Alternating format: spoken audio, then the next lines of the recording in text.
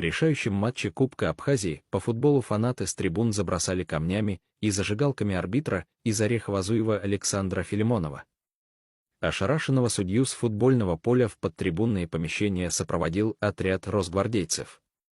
Накануне Филимонов получил звонок от Дмитрия Картавы, спортивного директора медиалиги, с предложением стать арбитром финального матча Кубка Абхазии по футболу.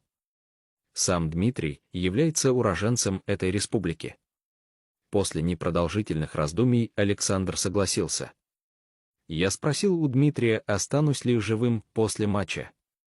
Просто я прекрасно знаю темперамент абхазцев. Тот ответил, что все будет в порядке, рассказал Филимонов.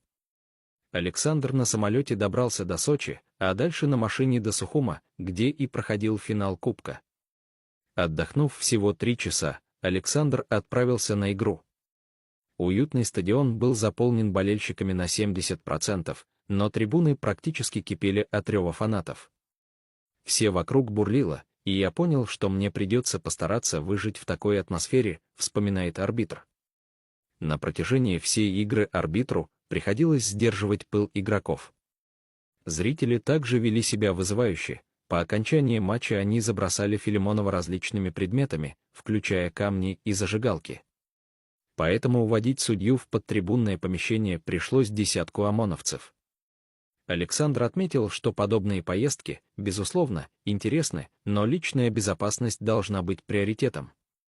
В целом, судья испытывает гордость от того, что не позволил страху помешать ему отработать этот матч.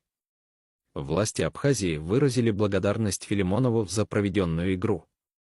Арбитру предложили и в будущем работать на матчах в Абхазии, однако он пока не решил, готов ли принять такой вызов снова.